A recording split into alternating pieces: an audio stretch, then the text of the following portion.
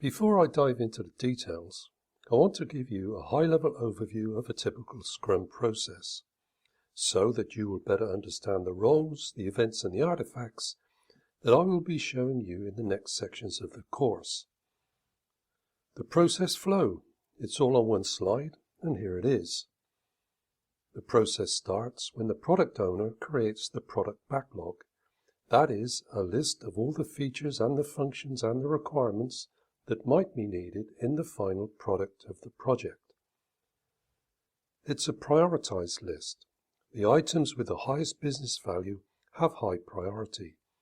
Low value add-on functionality has low priority. The Scrum team get together in a sprint planning meeting and decide what items in the product backlog they can work on and complete during the next time period. This list of items is called the sprint backlog.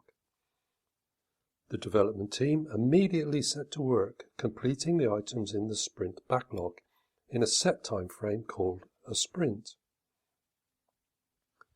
Every day during the sprint, the development team and the Scrum Master meet in a short 15-minute stand-up meeting called the Daily Scrum to discuss their individual progress, synchronize their activities, identify any issues that would stop them from working, and plan for the work to be completed in the next 24 hours. Towards the end of the sprint, the development team demonstrate to the product owner and other stakeholders the output of the work they've done during the current sprint and all previous sprints. They demonstrate the latest increment of the product. And this latest increment is a potentially shippable product. And all the while the product owner, supported by the Scrum Master, reviews the latest product increment and the potential business value and refine the product backlog in preparation for the next iteration or sprint. And the process begins again. Now, looking at the process in another way, in the form of a bar chart for you traditionalists out there, and again only on one slide. It starts with the product backlog, and the Scrum team decide what product backlog items can be delivered in the next time-boxed sprint. This list of product backlog items is frozen in a sprint backlog. The sprint begins, and the development team meet every day at the same time, the same place, to plan for the next 24 hours. At the end of the sprint, the development team demonstrate to the product owner and other stakeholders what they've done so far.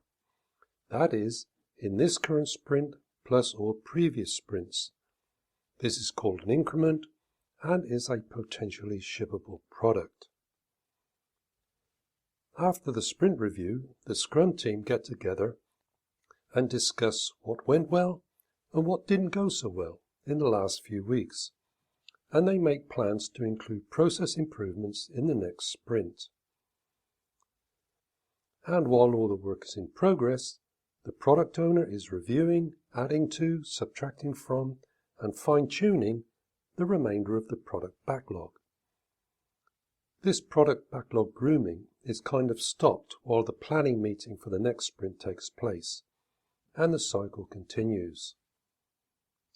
So there you have it, a typical Scrum process that's iterative, cyclical, and another word that's coming soon, empirical.